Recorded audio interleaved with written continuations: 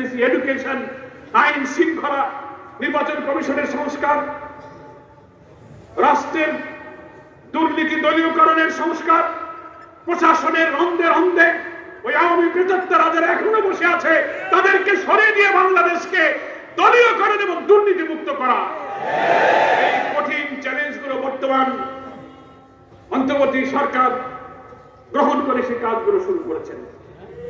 বাংলাদেশ জামাত ইসলামীকে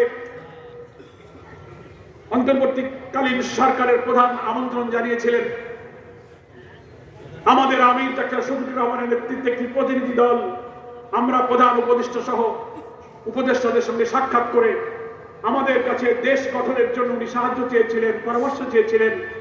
আমরা আমাদের আমিরের নেতৃত্বে একটি শান্তিপূর্ণ নতুন সমৃদ্ধ বাংলাদেশ গড়ার জন্য লিখিতভাবে আমরা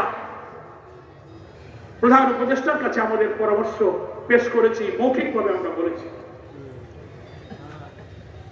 তিনি আমাদের কাছে অনেক সহযোগিতা চেয়েছেন।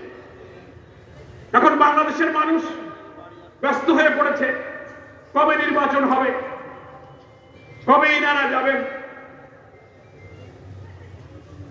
এক মাসও হলো না একটা অন্তর্বর্তীকালীন সরকার ক্ষমতায় এসে বাংলাদেশের দেশি বিদেশি আভ্যন্তরীণ অনেক নতুন ষড়যন্ত্র চ্যালেঞ্জ মোকাবেলা করে এই সরকারকে কিন্তু আস্তে আস্তে এগিয়ে যেতে হচ্ছে। কি বলেন? আওয়ামী ফ্যাসিবাদী সরকারের প্রধানমন্ত্রী বিদায় নিলেও তার প্রেতাত্মারা দেশ বিদেশ থেকে অনেক ষড়যন্ত্র করছে। তারা শেখ হাসিনার বিদায়ের পর দুইবার এখানে পাল্টা অভ্যুত্থানের চেষ্টা করেছে। তারা জুডিশিয়ারি দিয়ে তারা একটি বিচারিক অভ্যুত্থানের চেষ্টা করেছিল। তারা সেনাবাহিনীর মধ্যে বিশৃঙ্খলা তৈরি করে একটি পাল্টা অভ্যুত্থানের চেষ্টা করেছিল। দেশপ্রেমিক সেনাবাহিনী এবং বীর জনতা সেই ষড়যন্ত্রকে ব্যর্থ করে দিয়ে দেশকে স্থিতিশীলতার দিকে এগিয়ে নিতে এখনো অঙ্গীকারবদ্ধ হয়ে আছে। আমি সাতক্ষীরাবাসীর কাছে আবেদন জানাবো যে আমরা যেন ব্যস্ত না হই, অস্থির না হই, নাকি বলেন?